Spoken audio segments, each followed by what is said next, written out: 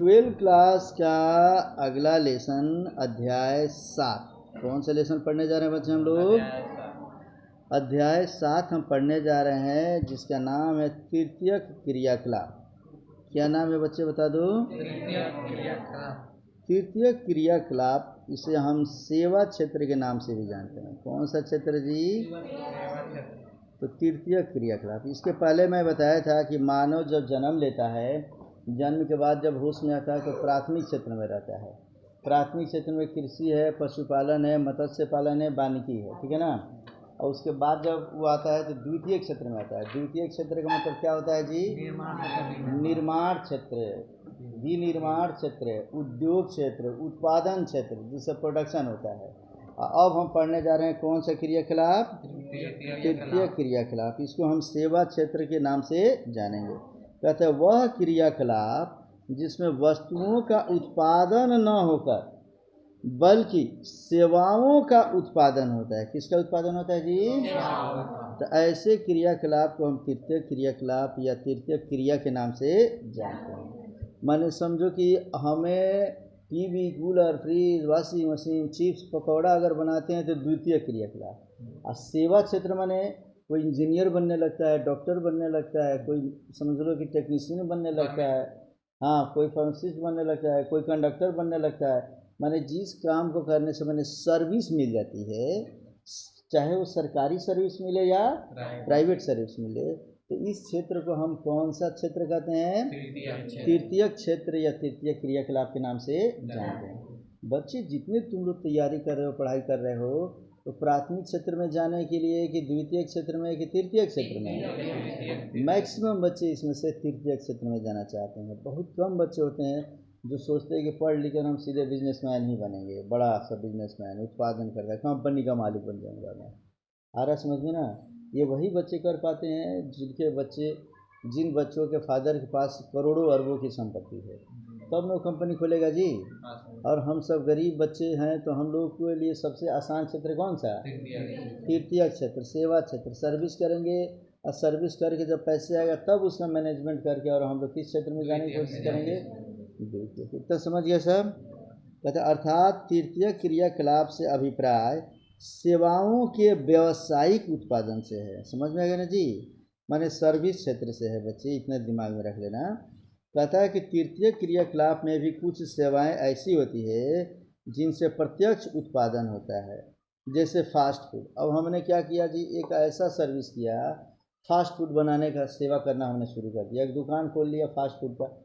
अब बोलते हैं भाई भाई मैं पब्लिक का सर्विस कर रहा हूँ, सेवा कर रहा हूँ, और नीचे लिख भी देते हैं कि मैं आपकी क्या सेवा कर सकता हूँ, फास्ट फूड खिलाऊँ क्या।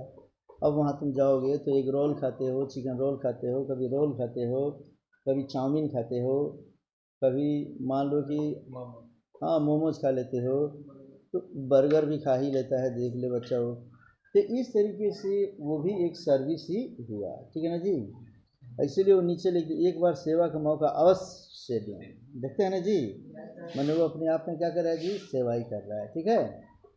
कहता है कि इस क्रियाकलाप का निष्पादन कुशल श्रमिक, ये कौन काम कर सकता है जी? ये सब कुशल श्रमिक। अरे पकौड़ा बनाने में मास्टर रहोगे तभी ना पकौड़ा बनाओगे, भीड़ लगेगा। अब रेलवे ढाला के पास में एक पकौड़ा बनाने वाला है, वो प्याज को डाल के बेसन में निकाल के छिड़क देता है एकदम उसमें, और लाइन लगी रहती है वहाँ पे। सोचे वो डेली हमको लगता है 2, 4, 5, 10 हज़ार से कम का पकौड़ा नहीं बेचता है। कितना? घर 5,000। सोचो व्यक्ति एक दिन में 5,000, तो 30 दिन में कितना? सोच के बोल, सोच के बोल। तो 1.5 लाख रुपया वो व्यक्ति महीना में कमाता है। 50,000 खर्चा छाँट दो तब भी 1 लाख रुपये बेनिफिट हुआ ना जी। तो तुम लोग भी इसी तरीके से कर सकते हो बच्चे। तो ये कौन कर सकता है? जो कुशल श्रमिक होगा वो। तुम लोग करने का मतलब ऐसा जरूरी नहीं कि अपने हाथ से ही करो, तुम आदमी भी रख के करवा सकते हो, पैसे है तुम्हारे पास भी। व्यवसायिक दृष्टि से प्रशिक्षित विशेषज्ञ और परामर्शदाताओं द्वारा होता है। और ये क्षेत्र में जब कोई व्यक्ति जाता है तो कैसे जाता है? जब कोई व्यवसायिक दृष्टि से प्रशिक्षित विशेषज्ञ हो, जैसे मान लो मैं यहाँ ट्रेंड हूँ, ट्रेंड टीचर हूँ, तब मैं तुम्हें ज्ञान देता हूँ, तब मैं कल के डेट में जाकर सर्विस पकड़ लोगे। आज कई सारे लोग जिसको खुद की नौकरी नहीं लगी, खुद अपना जीवन ठीक नहीं कर पा रहा है, कंपटीशन पे कंपटीशन दिए जा रहा है, वो कोचिंग खोल लिया कि आओ तुम्हें कंपटीशन की तैयारी करवा देते हैं। और जिसका अपना ठिकाना नहीं, दूसरे को क्या ठिकाना लगाएगा? लगा सकता है क्या जल्दी? लेकिन तो इसीलिए कभी भी एजुकेशन लेना हो, कभी किसी क्षेत्र में जाना हो, तो किसके पास जाना चाहिए? जो ट्रेंड हो, एक्सपर्ट हो, प्रशिक्षित हो, उसको टेक्निक्स पता होता है कैसे कैसे क्या करना चाहिए। ठीक है। और इसमें आगे कहता है बच्चे कि जैसे कौन कौन होते हैं सेवा क्षेत्र में बच्चे, तो इसमें हमारे कई सारे एग्जाम्पल्स मैं लिख दिया हूँ, देख लो यहाँ पर। उस एग्जाम्पल में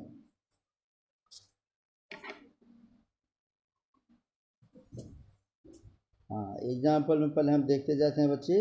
इसमें आते हैं डॉक्टर, कौन आता है जी?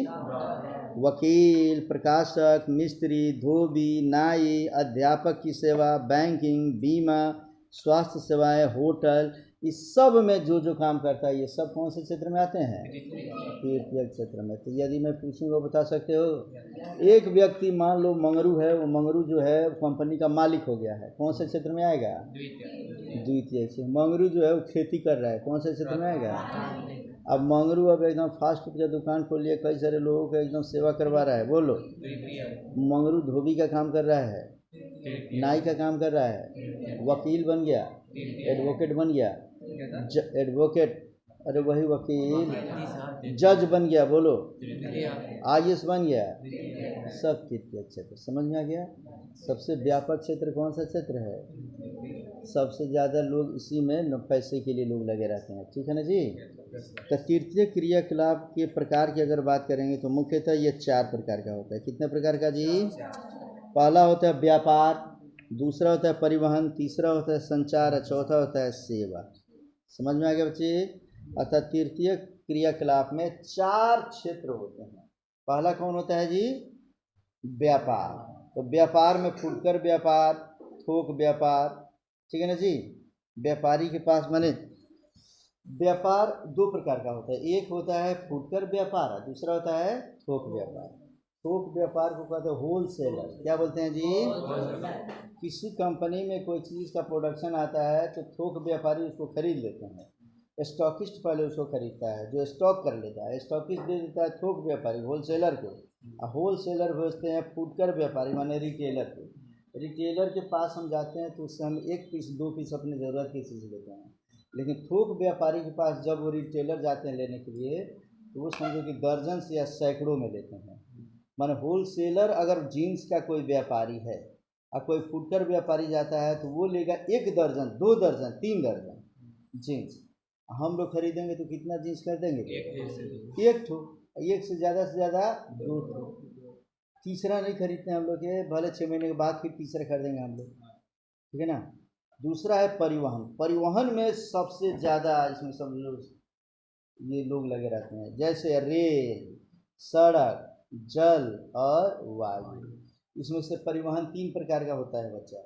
एक होता है वायु परिवहन। कौन सा परिवहन? वायु परिवहन। हवा के द्वारा, वायु में जो परिवहन एक स्थान से दूसरी जगह लोग जाते हैं तो इसको हम कौन सा परिवहन कहेंगे? दूसरा होता है जल परिवहन। जल के द्वारा जब व्यक्ति एक जगह से दूसरी जगह जाता है तो क्या कहेंगे? और तीसरा होता है स्थल परिवहन। स्थल परिवहन भी 2 प्रकार का, एक है सड़क परिवहन और दूसरा है रेल परिवहन। स्थल पर रेल की पटरी अगर हम लगा देंगे तो रेल की पटरी लगा देंगे तो कौन सा परिवहन? रेल परिवहन। तो इसमें भी लोग लगे हुए हैं। तीसरा है संचार। तीसरा क्या है जी? संचार बोलते हैं कम्युनिकेशन को, माने मोबाइल हो गया, इंटरनेट हो गया, ये सब जो भी व्यवस्था है, टेलीफोन हो गया, ये सब कौन व्यवस्था है जी? आने वाले समय में संचार में ही सबसे ज़्यादा लोग लगने वाले हैं। समझ में आ गया ना बच्चे? संचार माने समझो कि कम्युनिकेशन। अभी मान लो कि बच्चे को क्या नाम है तुम्हारा जी? सुमित कुमार को अभी मन में आता है कि सर बिरयानी खाने का मन कर रहा है हमको। मैं कहूँ ले सुमित, स्विगी पे या जोमेटो पे जाओ या किसी भी होटल में देख लो कहाँ बिरयानी तैयार है, ऑर्डर कर दो। तो सुमित जैसे ही ऑर्डर करेगा स्विगी से या जोमेटो से या कोई ना कोई वहाँ से ला कर, इसके बाद तुरंत आधे घंटे के अंदर बिरयानी हाजिर हो जाए, खा लो जी कोचिंग में ही बिरयानी। तो ये किसके वजह से संभव हो पा रहा है? संचार की वजह से। और अगला है सेवा। अंतिम क्या है? सेवा माने सर्विस। कोई भी नौकरी हम लोग कर रहे हैं तो किस में आता है? तृतीय क्रिया। तो तृतीय क्रियाकलाप 4 क्षेत्रों में बांटा गया। पहला कौन? व्यापार, दूसरा परिवहन, तीसरा संचार और चौथा सेवा। बस अब इसी को हम एक एक करके पढ़ेंगे बच्चे, और ये हमारा समाप्त हो जाएगा। तो इसमें एक दो तो पढ़ ले रहे हैं हम लोग। सबसे पहले पढ़ रहे हैं हम लोग व्यापार। क्या पढ़ रहे हैं बच्चे? कहता है वस्तुओं के क्रय विक्रय को व्यापार कहते हैं। कोई भी वस्तु कोई खरीदता है और कोई बेचता है, तो उसे हम क्या कहेंगे? व्यापार कहते हैं बच्चे। व्यापार दो पक्षों के बीच होता है तथा इसका विशिष्ट उद्देश्य लाभ कमाना होता है। माने कोई भी चीज़ खरीद बिक्री आदमी क्यों करता है? बोलो, लाभ कमाने के लिए। अब मान लो कि इसमें से पप्पू क्या करेगा, जाके बस डीलर से 10 किलो आम खरीद लेगा। अब मार्केट में ला कर वो क्या करेगा? बेच देगा। तो कितना में खरीदेगा, कितना में बेचेगा? हाँ, 50 रुपये किलो खरीद के लाएगा और यहाँ एकदम 70 80 90 रुपये किलो भेज देगा। एक जो आम का डाल का जो है ना, उसको तोड़ के उसमें 2-4 जगह उसका रस भी गिरा देगा। ये लोग अभी आम का पेड़ से एकदम तोड़ के लाए हैं, जैसे ही लोग देखेंगे आम का एकदम इसमें तो पेड़ का लाशा भी टपक रहा है, तुरंत खरीदना शुरू कर। अरे भाई एकदम ताज़ा पेड़ पर का है, कोई इसमें कार्बाइड वगैरह नहीं है। समझ गया बच्चे? तो व्यापार दो प्रकार के होते हैं। एक होता है फुटकर व्यापार, एक होता है और एक होता है तो पहले हम फुटकर व्यापार पढ़ते हैं बच्चे, जिसे रिटेल ट्रेड के नाम से जानते हैं। वह व्यापार जिसमें उपभोक्ता को वस्तुओं की प्रत्यक्ष बिक्री की जाती है, तो उसे फुटकर व्यापार कहते हैं। माने यदि मान लो मैं पप्पू कुमार क्या किया कि वहाँ से गया पेड़ पर, और पेड़ पर से जाके 2 क्विंटल आम खरीद लिया, तो ये कौन व्यापारी कहलाएगा? थोक व्यापारी। अब पप्पू कुमार आकर यहाँ पे क्या किया कि 4 आदमी को बोला कि लो 20-20 किलो आम ले लो, तुम लोग बेचो, ठीक है ना, खत्म हो जाएगा तब फिर ले जाना। तो ये अलग अलग व्यक्ति 1 किलो 2 किलो अगर कोई बेच रहा है तो उसे हम क्या कहेंगे? फुटकर व्यापारी। समझ में आ गया ना?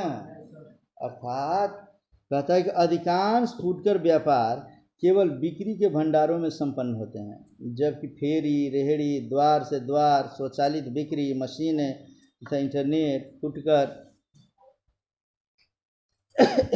बिक्री के भंडार रहित उदाहरण है। मतलब समझो, भंडार सहित और भंडार रहित व्यापारी किसे कहते हैं? एक फुटकर व्यापारी है जो भंडार युक्त होता है, माने अपने पास क्या किया है कि कोई सामान रखा हुआ है, थोड़ा जैसे दुकान खोल लिए हम लोग, तो उसको क्या कर रहे हैं? आज बेचे या कल बेचे या परसों बेचे, कोई दिक्कत नहीं, ये भी फुटकर व्यापारी है।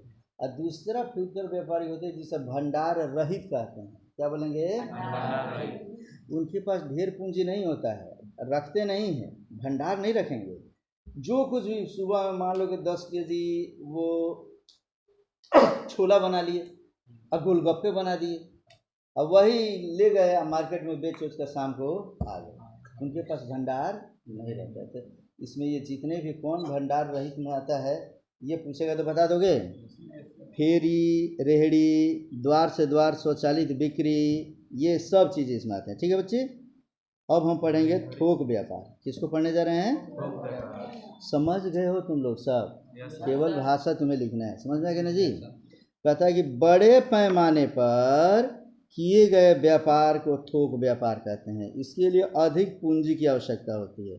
अब पप्पू कुमार को अगर बस डीलर से आम खरीदना हो, 2 क्विंटल खरीदना हो, आम 5 क्विंटल खरीद लेना हो, पूरा एक तो पेड़े खरीद लेना हो, तो पैसा चाहिए ना जी? ये पूंजी लगाएगा लड़का, तो पूंजी लगा के खरीद लिया तो थोक व्यापारी हो गया। कहता है क्योंकि अधिकतर फुटकर विक्रेता थोक विक्रेता से वस्तुओं को उधार लेते हैं, जैसे alibaba.com, हिंदुस्तान लीवर आदि। मैंने समझ लो दोनों में अंतर क्या है?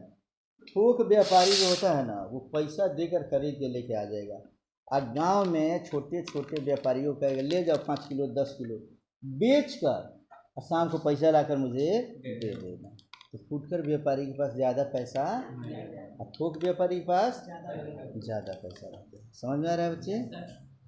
तब इस तरीके से ये हमारा खत्म होगा। इसमें एक परिवहन भी पढ़ लेते हैं बच्चे। परिवहन क्या है इसे समझो। कहता है कि मनुष्य तथा वस्तुओं को विभिन्न प्रकार के यंत्रों तथा संगठनों द्वारा स्थल, जल या वायु मार्गों के माध्यम का इस्तेमाल करके एक स्थान से दूसरे स्थान पर पहुंचाने की व्यवस्था को परिवहन के नाम से जाना जाता है। परिवहन क्या है? जिस माध्यम से किसी एक वस्तु को एक स्थान से दूसरे स्थान तक पहुंचाया जाता है उसे हम क्या कहते हैं? तो किसी वस्तु को एक जगह से दूसरी जगह पहुंचाने का साधन तीन है। पहला कौन सा? और दूसरा कौन सा? जल परिवहन, पानी में। और तीसरा कौन? स्थल परिवहन। इतना समझ में आ रहा है तुम लोगों को? अब कहता है इसमें से कि वस्तुओं के उत्पादन, इसे समझो, वस्तुओं के उत्पादन, वितरण तथा उपभोग में परिवहन का महत्वपूर्ण स्थान होता है, योगदान होता है। वस्तु का उत्पादन, खेत में कोई वस्तु अगर उत्पादन कर दे और उसे मार्केट में गोपालगंज लाना हो तो गाड़ी चाहिए ना जी, परिवहन चाहिए। वितरण माने उसको फैलाना या उपभोग करना। अगर मान लो कि खेत में तुम्हारे यहाँ आलू हो गया, लौकी हो गया, मान लो शिल्पी कुमारी के यहाँ 10 ठो, और इसको मामा के यहाँ भेजना है तो कैसे भेजेगी? परिवहन के द्वारा ही भेजेगी। यार समझो ना, ये सब चीज़ उपभोग में केवल हम ही नहीं करेंगे, रिश्तेदारों को पहले हम लोग भेजते हैं ना जी, कहीं भेजेंगे तो हो जाएगा। तो इस सब में परिवहन का महत्वपूर्ण स्थान है बच्चे। कहता परिवहन की दूरी को किलोमीटर और समय दूरी माने समकाल रेखाओं तथा लागत दूरी के रूप में मापा जाता है। अब परिवहन मुख्यतः 3 प्रकार का है, इस पर हम लोग चर्चा कर लें पहले ठीक से। पहला कौन? वायु परिवहन। पहला कौन? दूसरा कौन? और तीसरा कौन? स्थल परिवहन भी कितने प्रकार का? 2 प्रकार के। पहला कौन? रेल परिवहन। रेल परिवहन। और दूसरा कौन? सड़क परिवहन। बोलो। सड़क परिवहन। सड़क परिवहन। बहुत बढ़िया। तो ये परिवहन ठीक से समझ गए तुम लोग? तो इस तरीके से यहाँ तक हम समझते हैं बच्चे। कहते हैं यह कृषि तथा उद्योग आदि के विकास में महत्वपूर्ण स्थान रखता है। कोई भी खेती का सामान पहुँचाना हो या उद्योग धंधों का सामान पहुँचाना हो तो उसमें किसका ज़रूरत पड़ता है जी? परिवहन का। ठीक है, चलो इतना आज हम पढ़ते हैं, इसके आगे कल देखेंगे। ठीक है।